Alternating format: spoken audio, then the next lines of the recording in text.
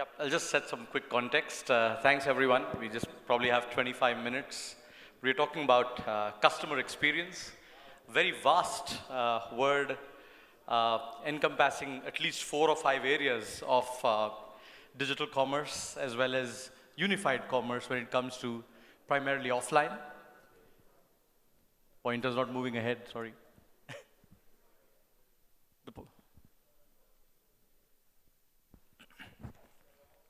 Yeah, that's okay. Yeah, that's okay. So yeah, I'll just take 1 minute probably, and then we've got more experienced folks to talk about this.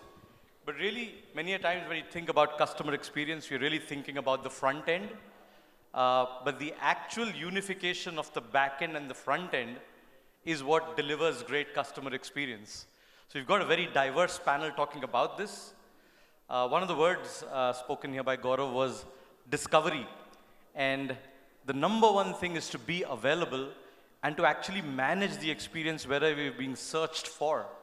So even discovery needs to be unified as an experience. Then there's obviously merchandise and assortment, and who better than Neil's here to talk about that, empowering the omnichannel enablement of the actual catalog exposure itself for better seamless experience. Then we talk about a seamless experience across channels as well as devices. So we've got more panelists talking about that through this, and then obviously omni-channel communication to the consumer across formats. It could be returns, it could be loyalty, it could be notifications, and then the entire post-purchase experience as well across channels. So the way we look at it is customer experience is not only when we interact with the customer, but what goes behind it in enabling that experience. So over to the panelists. I think we'll bring in Niels on my right here first. We can just revert to anything. Yeah.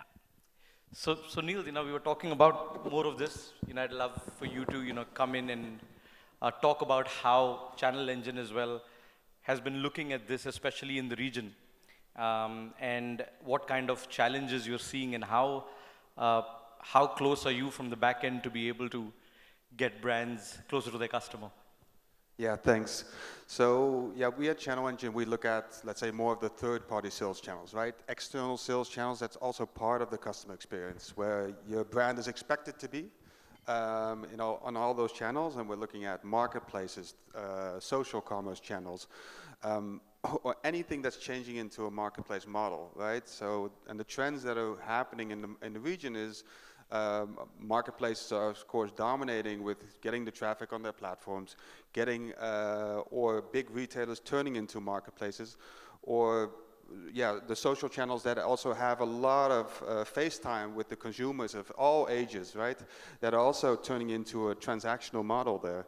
So managing all those different channels, and then also from from one central system into your back end, into your traditional flows, because changing all of the flows within your warehouses, within your operational systems, within your other digital touch points that you have with your customers, you don't want to modify those too much. You want to adapt to them. And well, that's what we focus on, of course, with as much automation as possible, to make sure that you can adopt and enable new channels, but also focus more on growth, give the business the control, and hopefully, let's say, you can do it with the same IT resources that you have internally as well, to be able to manage all these different diverse channels out there, because they're all different, of course, and they all set different expectations and SLAs that you have to adhere to. Excellent, thanks for that. Gaurav, will bring you in because it's a continuing thought here. As a traditionally offline brand and business, and I've known to have witnessed you having a crazy customer obsession throughout, keeping the customer at the center. And when the digital wave is also coming, it's very important for brands to really figure out which game to play, how the DNA of the organization, brand, and the product is. Are you seeing different cohorts, or are there intersections between the consumer as they walk into the store versus access you digitally? So, Naveen, obviously what you've touched upon is the dilemma of a brand that's rooted in the brick and mortar world, and how you present yourself online is always an important question. I think one critical point that all organizations and brands, and more importantly brands, contend with is that customers today are seamless. They operate on the online stroke social, on digital channels as well as the physical channels very seamlessly. You'll have customers coming into your stores. While they are in the store, they are surfing.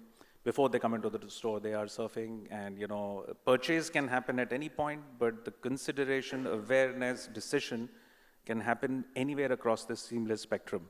And I think the important thing for brands is to remain and maintain their integrity across these channels, because the playbook, the rule book of how business and commerce operates on the online channels, rightly or wrongly, is a bit different from the brick and mortar world. It's important for brands to maintain their integrity. Now, there are various strategies. There are brands out there who've morphed themselves to create a different identity to be able to address the online commerce and the way that world operates. The consumers are usually different, not necessarily that the same people don't operate on both channels, but you will see a younger, more digital savvy audience extending itself to commerce in the online world, and perhaps a more traditional audience operating in the brick and mortar world. And you don't want to have a split identity of your brand, and yet you want to engage. So I think that's a conundrum that most brands are dealing with. Going onto a marketplace means, in order to deal with the pace of the marketplace, the discounting dynamics, the range width, for example, the online channel is all about width, multiplicity of choice. In the brick and mortar world, it's about cogent, keeping it tight and cogent. And, these are, obviously there is a conflict, but how to manage that conflict is, I think, what most brands are dealing with. And I think there are many in the international stage and even here who are bridging that chasm very successfully. Many come to mind, but yeah, it's something that is top of mind for almost every brand. Sure. Thanks for that. Santosh, I'll bring you in. Now you represent an interesting category. Working with you, we've learned it better, called the alcobev space. In your context, there are obviously very different challenges. And when we come to Piyush, we'll also talk about grocery as a category, which has a completely different nuance to it. But are certain categories more adept for omnichannel, given regulations and many other aspects? Unlike fashion, how are you seeing the consumer at the center accessing, multiple channels and platforms of experience? Good afternoon, everybody. I represent a category called the alcobev industry, which is a drinks industry. So we are in a bit of a unique situation. Unlike when you talk about a grocery or talk about the luxury brands, it's a bit of a different scenario which we are in. So even though I'm a big philosopher of omnichannel, unfortunately in our line of business that doesn't exist because of the regulations in this part of the world. So indeed, the commerce platform is totally different from our brick and mortar platform.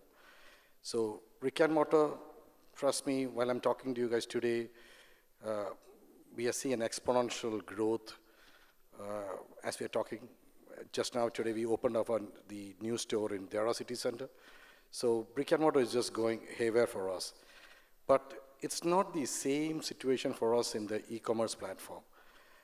The reason being, the choice for the customer comes to the drinks industry, it's a bit different.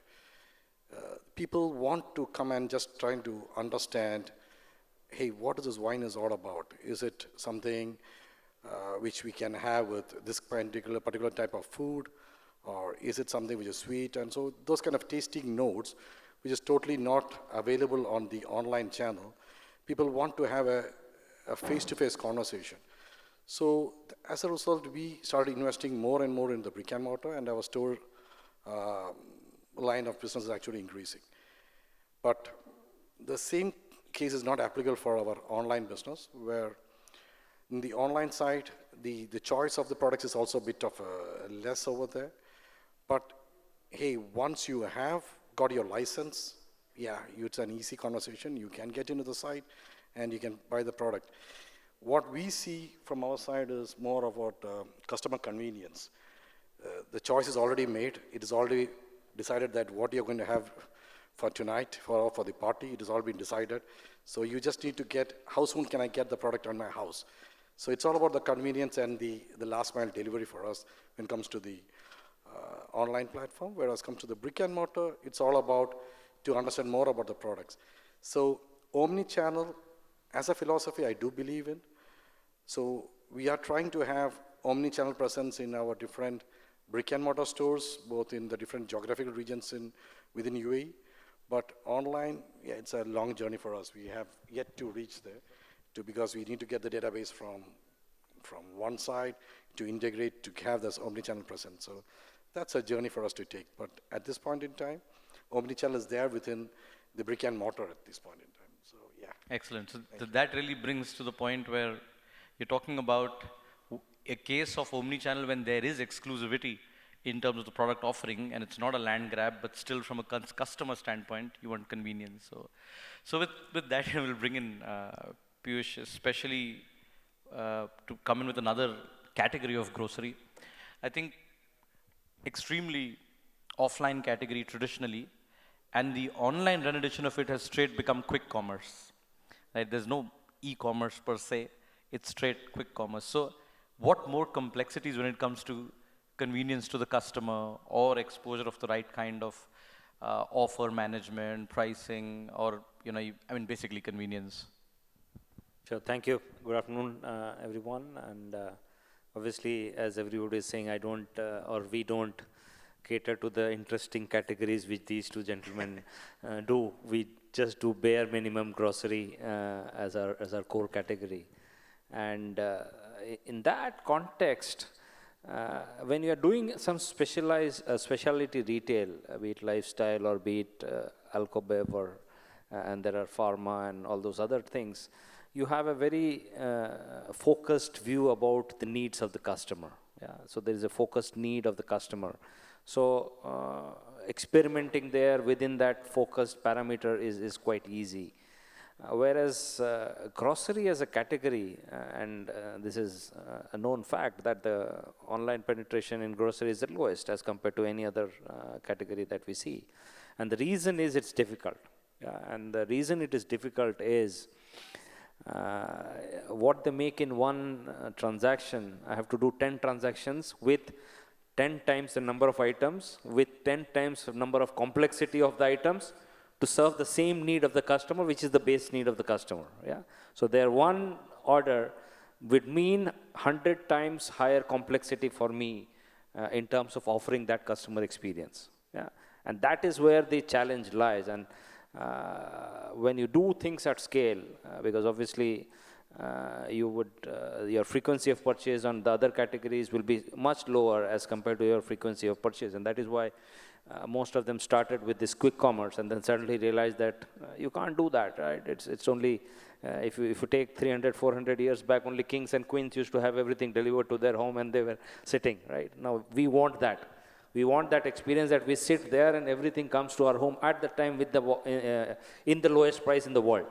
And that unfortunately is not going to happen. So the space is evolving. It started one extreme, which was saying we'll do it in 1 or 2 days, and then there is somebody who's saying we'll do it in 10 minutes. The convergence is happening. It will happen somewhere in the same day or the next day delivery models. But doing things at scale requires a very different perspective from a CX design. You have to think, unlike in our category, you have to start omnichannel as the core principle. If you don't start from an omnichannel concept, you will never be able to successful. If you try to marry these two channels to say that I have my online channel, I have my physical channel, I'll try to do some integrations and do that mix and match, it doesn't work. And that is where the whole customer experience falls flat. So you have to do ground up work around the CX, around the omnichannel concept, so that you are able to deliver that experience to the customer. Very well said. Thanks for those thoughts. I think you brought in some interesting points, which is customer experience, but to balance it with the need or the feasibility for a business. For example, I don't think anyone probably needs an impulse-based purchase in fashion or an iPhone in 10 minutes, while it might still be available, is there a need versus the feasibility of it, and there are providers for it? So that creates. So there was a survey, I think there's a myth that people believe that grocery is a impulse category. It is not. It's not. It's not. It's a very, very planned category. Actually, when people were surveyed, there was a recent report. Only 10 to 12 people believe that they want anything within the 10 to 15 minutes. Right. So there is a 80% to 85% people who still believe that it is a category which I need to plan for, which I know what I want to buy, and then come in. So it's a myth, actually. Interesting. So yeah, sometimes tech could also spoil the customer requirements. Not tech, VCs. So yeah, that's where the money goes in the pocket of the customer. They have good ideas. So Neil, I'll come to you because from the enablement standpoint, I think we can share notes there, which is, what the customer may need, especially offline, might be much easier to orchestrate. But is tech a limitation or is it an enabler when it comes to omni-channel experiences? It's an enabler and it's a limitation, both at the same time, actually, because you see that tech is really pacing up, right? Even, let's say, also here in the region, right, with all the AI and every, let's say, new channel that's coming up, you're expecting new automation in place. But I think then, if you look at the traditional organizations in the back ends, there's still a lot of legacy systems that are, or breaking or not adopting as quick as it should. So I think if we look at our developments also, if we look at those new technologies, we're actually using them to adopt legacy systems to new software to keep up with the speed of all this omni-channel, new channels, and well, the channels that I just mentioned there. As that's the only way that you're going to keep up speed. You see also that marketplaces are now also enabling new types of APIs that, let's say, let the automation scale, right? That's also what we said, but because the customer experience is most important, you see that these channels also opened up their doors and then closed it again to be more curated, so that you create qualitative sellers that have good IT systems, good backend systems that can really also, let's say, offer what is needed to give that customer experience. Because it's not only your own customer experience, it's also the channel's customer experience that they're taking into account at the same time there. Sure. You want to add I'll just make a point, since we're talking about customer experience, and also you would ask, are there different cohorts who exist? So our recent experience, we've partnered, we have a beauty business with one of the largest prestige beauty retailers in the GCC, and we do makeup, and we've recently collaborated with a brand called SheGlam. I don't know how many people in the audience know SheGlam. SheGlam is actually one of the largest brands in the GCC right now. It is a part of Shein. It's the makeup brand of Shein, and launched only in 2019, has already become one of the biggest brands online. In the GCC, interestingly, they serviced, up till now, recently, they serviced the customer directly from China. So you have to wait about 7 to 10 days. Despite that, the awareness levels and the adoption levels are so high that the brand has shot to become one of the leading makeup brands in this market. Interestingly, the cohort that knows SheGlam, loves SheGlam, is all sub 20. We're finding that a lot of our older customers don't know the brand. And almost every young customer in the market knows and loves the brand. So to your point of very different cohorts existing, there is one which is digital, and they're not just because SheGlam is online or Shein is online. They know it not only because of Shein, but because it is extremely active on TikTok and Snapchat and the relevant social media. So that's point number one. And with the same example, we have become the first partner for SheGlam in the world to launch SheGlam in the brick and mortar space. And the response has been tremendous. We're suddenly seeing this cohort of younger customers, because our customer in our makeup business was relatively a little more mature. And we're suddenly finding a huge number of these young kids, anywhere between 12 to 20, flooding the stores. And that is the other point I wanted to make. Despite the fact that they have access and they are subscribing to this brand and business, they crave the physical experience, because it's not in beauty, especially, like in many other categories, it's not just about knowing, despite the fact that you have all the influencers in the world and they are mind-boggling in terms of what they do on TikTok and on Snapchat, and the influencers telling you how to use the products and what the products are about, there is no substitute for you being able to touch, feel, try it yourself.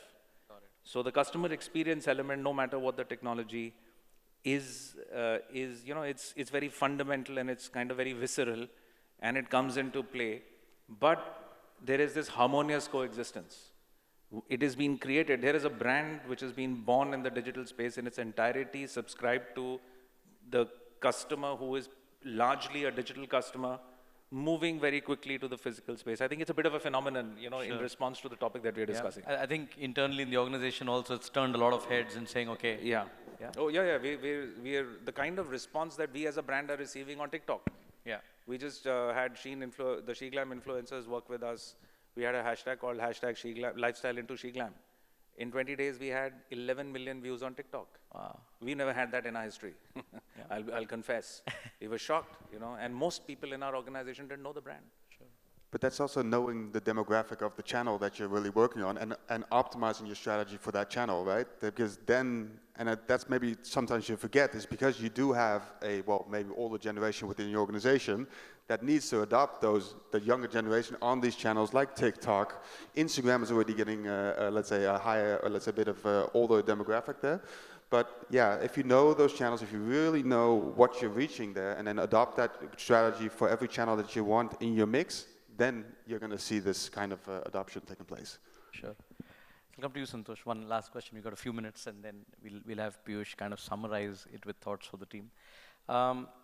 So are you also at African Eastern in this AlcoBev category looking at a segmentation of age and demography, although you don't collect data online, but just by knowing, is the offline stores more age bracket of customers? Is the online a younger customer and yeah, I think you can answer that first for me.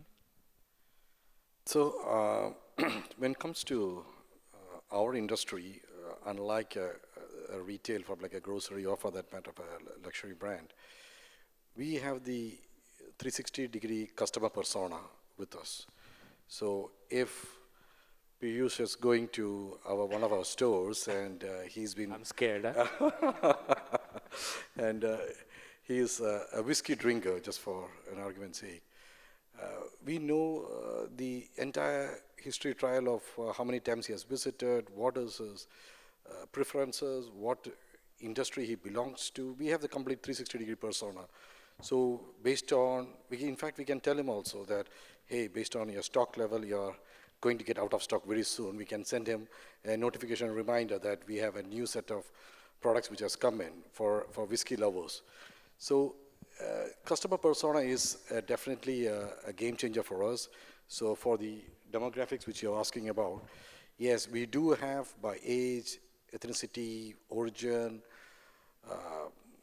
the kind of profiling which we do for each customer, we do have that. So for all the three super categories, we define super categories as spirits, wines, and beers. That's our super categories. So we have a super category created, and we have the customers identified for each super category, and hey, we know which one, who belongs to which category, and we can target. Obviously, there is an age limit. There is some regulations to be followed. So it's all well within the regularities which we need to play around. So our boundaries are a bit tied up. So we make sure that we do not go beyond our boundaries, but within the boundaries of what is there possible, we reach out and we send notifications and we send our social media TikToks, which we have influencers, which we take care of that. But what we see is all this drive more and more our business into brick and mortar other than the online. So that's what we currently see, but probably it's going to change. Yeah. Thank you. So Piyush, concluding notes on behalf of the entire panel, unified customer experience across touchpoints. Any quick tips for everyone around? No, all I wanted to say is that we are still in the nascent stages of an omnichannel journey. So if people say that we have become omnichannel, I truly don't believe that. It's still early days. Technology is evolving, processes are evolving, brands are evolving. So Doing personalization has been there as a concept for many years, but doing personalization at scale still fails. It's a journey that has to be kind of run through with AI and data and things like that. So we are expecting that customer experience becomes the core of any offering of omnichannel in the future, and we are able to give good service to the customer. That's it. Thank you so much, guys, for your time and insights. You've been an amazing panel.